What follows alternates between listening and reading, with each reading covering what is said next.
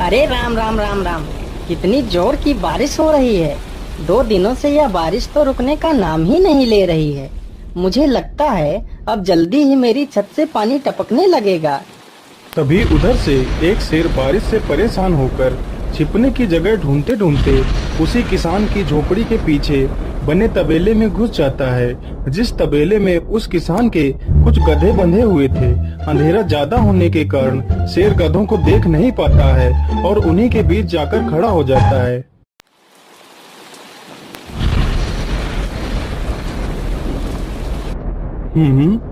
यहाँ से तो किसी मनुष्य की आवाज आ रही है। चलो चुपचाप बैठा रहता हूँ। जैसे ही यह आदमी मेरे करीब आएगा मैं इसे खा लूंगा। हाय हाय हाय, यह बारिश कब रुकेगी? ऊपर से यह टपका भी आ गया। अब मैं क्या करूं? इस टपके से कैसे बचूं?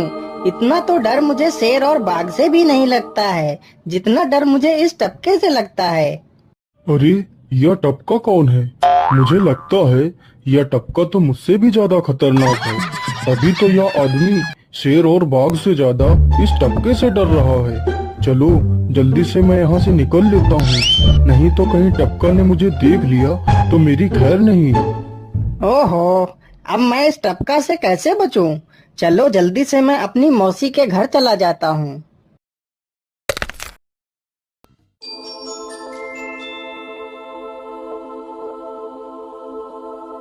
अरे चल चल गधे की औलाद, यहाँ पर छिपा हुआ बैठा है। अरे चल जल्दी। अरे ये क्या, जिसका डर था वही हुआ। यह टपका तो मुझ पर हावी हो गया।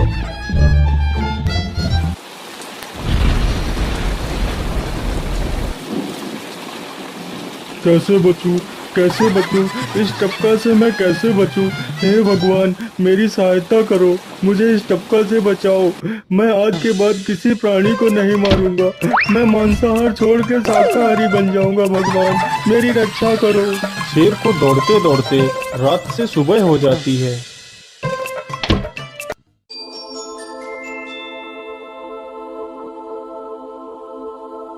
अरे देखो देखो, यह तो शेर की सवारी कर रहा है।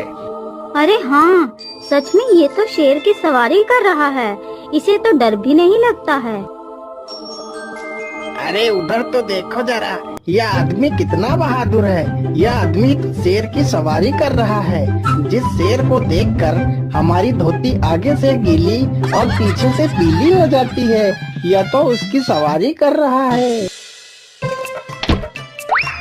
ये गांव के लोग भी ना पागल हो गए हैं जो इस गधे को शेर। अरे बाप रे, यह तो सच में एक शेर है। हे भगवान मेरी रक्षा करो, शेर तो मुझे खा ही जाएगा। राम राम राम राम राम। अब क्या होगा? इस शेर से कैसे बचूं? अरे यह तो एक बरगद का पेड़ है। यही अच्छा मौका है, जल्दी से इस बरगद की जड़ पकड़कर ऊपर चढ़ जाता हूँ।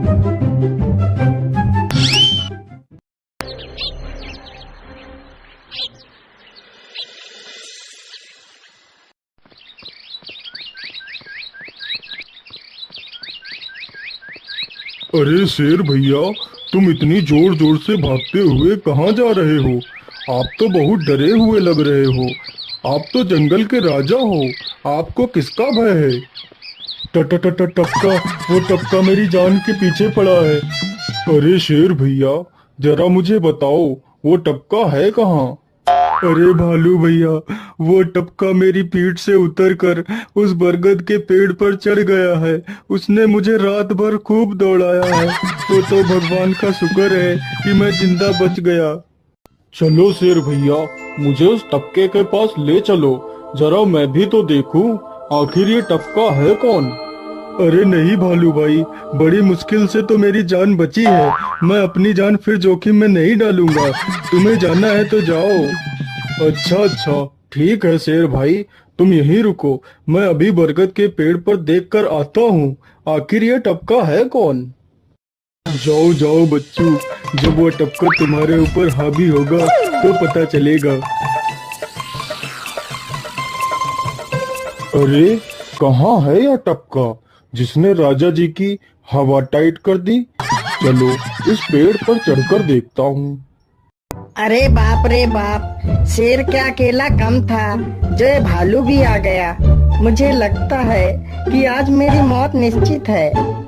भालू पेड़ पर उल्टा होकर चढ़ने लगता है। तभी किसान और तेज से कांपने लगता है। कांपने की वजह से किसान के हाथ से छड़ी छूट जाती है और उल्टा होकर चढ़ रहे भालू के पिछवाड़े पर जा लगती है। भालू धड़ाम से जमीन पर गिरता है।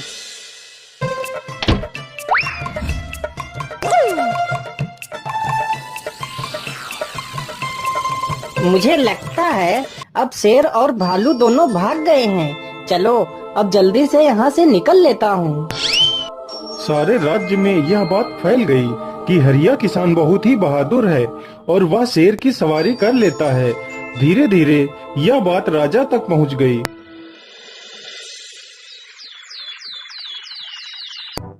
महाराज, क्यों न हम पड़ोस के गांव से हरिया किसान को बुलवा लेते हैं। वह बहुत ही बहादुर है। उसके बहादुरी के चर्चे तो पूरे राज्य में हैं।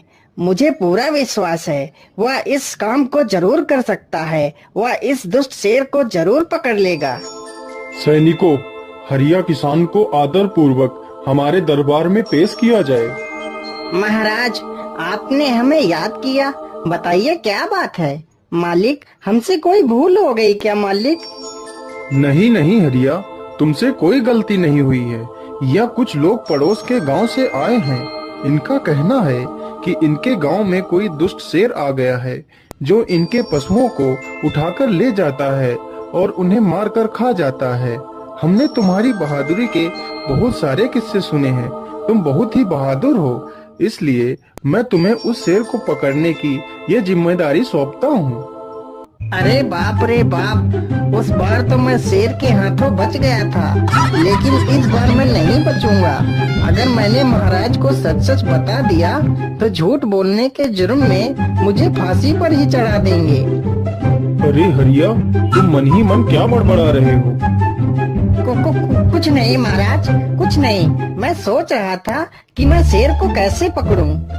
ये लो हरिया, कुछ स्वर्ण मुद्राएं रख लो, ये तुम्हारे काम आएंगी। क्या करूं, कैसे पकड़ूं उस शेर को?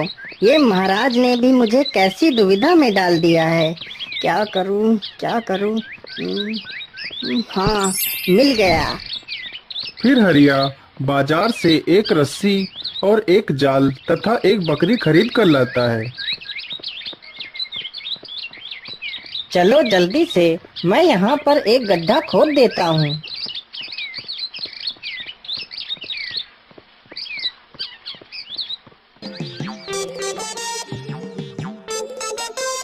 गड्ढा तो खोद दिया।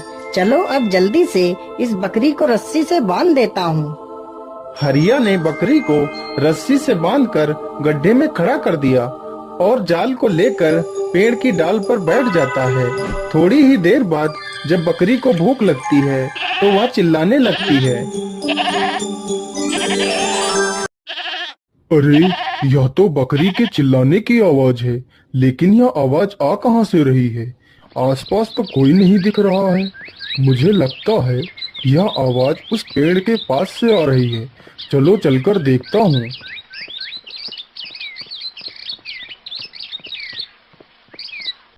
अरे वाह, आज तो शिकार मेरे पास खुद चलकर आ गया। शेर तुरंत ही बिना देर किए हुए गड्ढे में छलांग लगा देता है। तभी किसान तुरंत ही बकरी को ऊपर खींच लेता है और जाल को गड्ढे के ऊपर गिरा देता है। शेर गड्ढे में ही फंस जाता है। यह देखकर गांव के सभी लोग बहुत ही खुश हो जाते हैं।